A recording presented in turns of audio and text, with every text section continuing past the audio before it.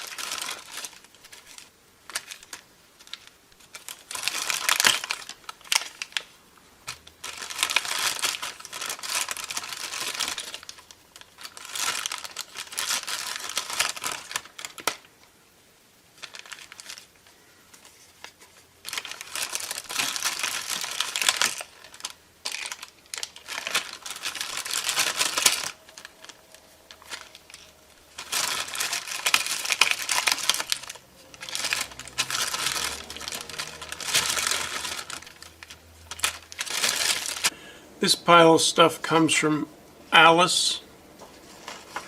We all know Alice, I guess. We'll get rid of the easy ones first.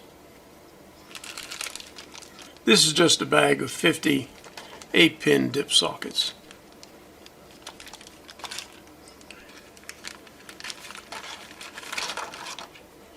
And here are 4 of these 16 sound music modules. I've shown them before in a mail video. I'll do an assembly video shortly. Then I have some of these. It looks like it'll take anywhere from 24 to 12 and step it down to 5 volts at 5 amps. They cost about 2 of them, so they cost $3.50 a piece.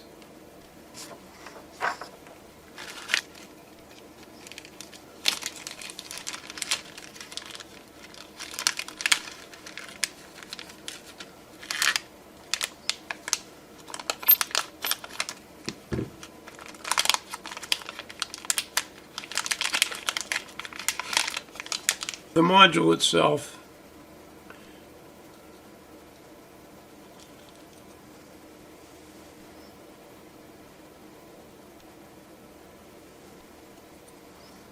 and we have 2 USB connectors. Then we have these little standoff panels.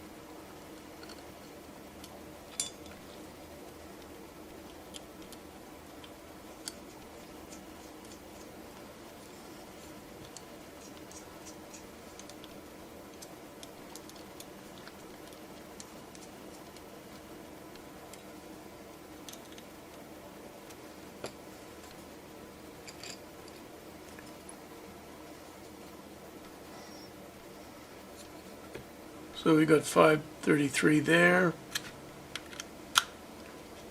533 there, which we would expect. So here's Alice's little some voltage in, but 5 volts out times 2. And each one of these should be rated for 2.5 amps.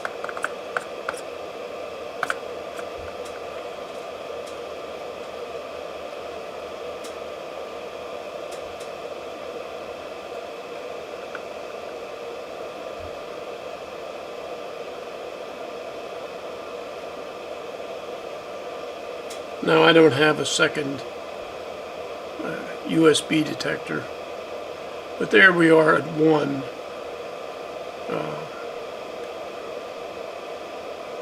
2.5 amps, still 5 volts. I don't know if mine can go any higher or not.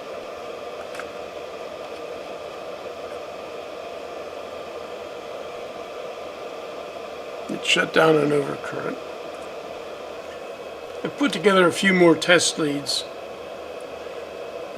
This one's coming from a power supply that's rated that's set for 12.3 volts. And these two individually are going up to a dummy load. I believe I was powering this from a wall wart that probably didn't have enough capacity. So I'm going to increase this current on my dummy loads. So each load is now at 2.5 amps. I'm drawing, according to the meter in the power supply, 12 volts, drawing 2.5 amps. So 12 volts at 2.5 amps makes 2 5-volt 2.5 amp supplies. So that means each one of these is good for 2.5 amps, which would give it a 5 amp output. Now I'm going to disconnect this one and see if I can get my dummy load up to 5 amps. Now I can only get it up to 3.3 amps. At 3.3 amps and 5 volts here, I'm supplying 12 and 1.5 amps, 1.6 amps. You have to be willing to make test leads. So this little thing does what it is intended to do. Of course, these are opaque lids rather than clear, which is what appears to be here.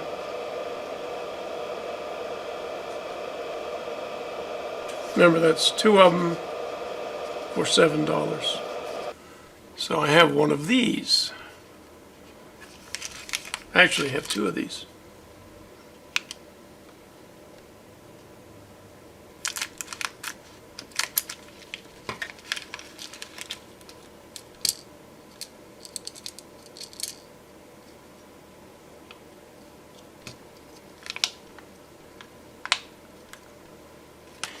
I believe what we have here is this DC step-down module, just exclusively a step-down module. Supposedly rated 6 amps.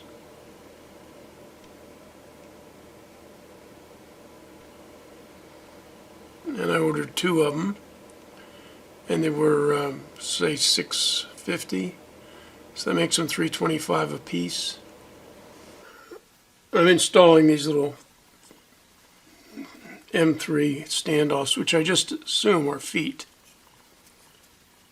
Note the difference in diameters of the nut driver for the nut versus the hex.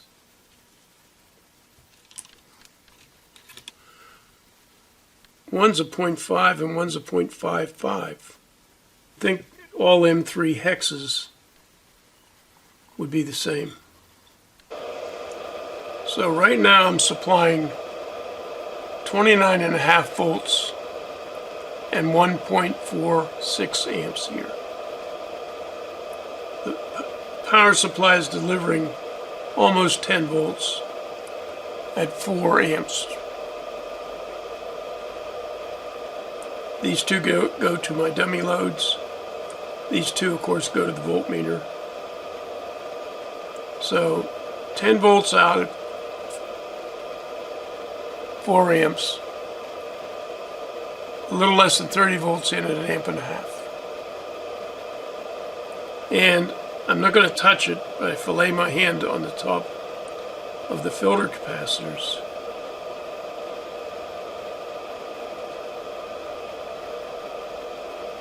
I feel heat must be coming from these two ICs. Well, some of it's coming from the inductor. So this would be 40 watts, and the input would be like 45 watts. That's not bad efficiency. And this buck converter is just a buck converter. Two of them were $6.25. The last things I have, and I've got two of each of these. One's a 61 and one's a 63.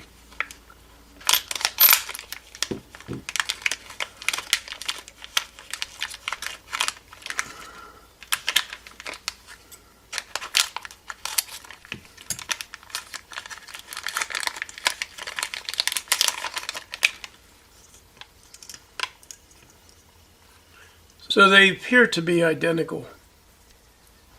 The difference is one is a 12 volt regulator and one's a 5 volt regulator. Would be nice if we had something to tell us which was which. Here they are here. They look different in these pictures, but they're the same. The difference is a 7805 or the 7812. And two of them, I ordered two of them. So, what's that, $1.75 maybe? So, we'll find out which is which. In addition to screw terminals, they apparently have a header. The header is labeled VCC and ground. And so are these, VCC and ground. This is unlabeled.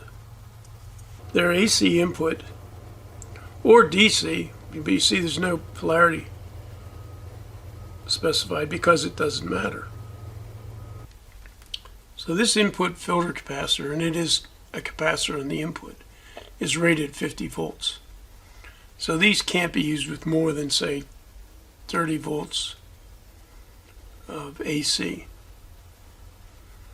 They could be used with almost 50 volts DC. We have an indicator light.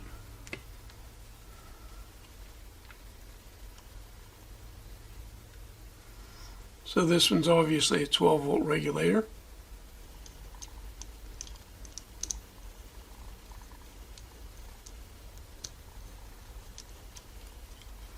And just to show you what I mean, I'll reverse the polarities.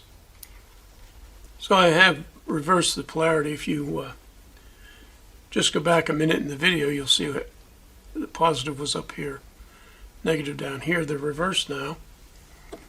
Turn it on. And see, we've still got our 12 volts.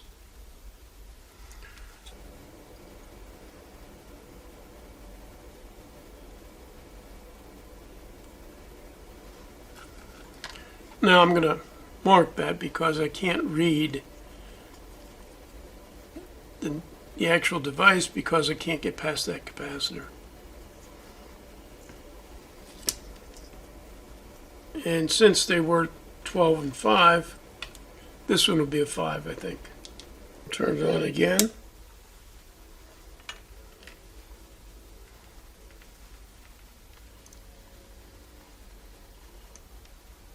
You see it's 5.009. Now, how much current can be drawn from one of these? We need to look up the 7805 or the 7809 or the 7805, 7808. I think they make them in 15s, 24s, 3.3s. And see what the power rating is.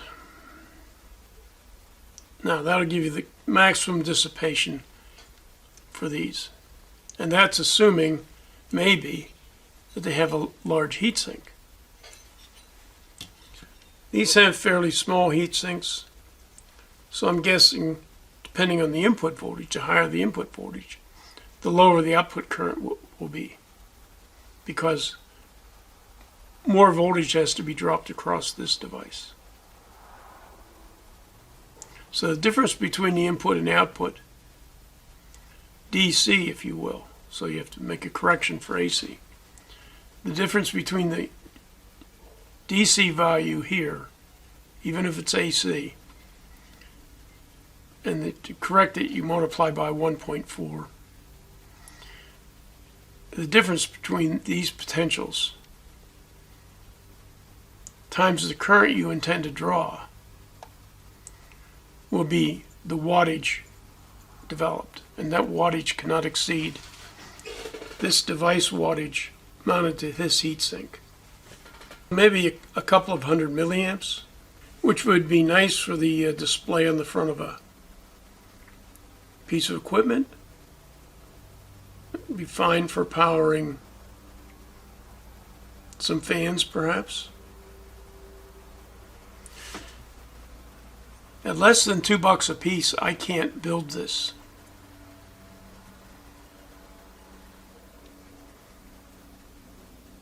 And if I allow $2, if I look at $2 and then figure out my time to build this, it's a no-brainer. Now, the difference between this and the boost and buck converters is efficiency.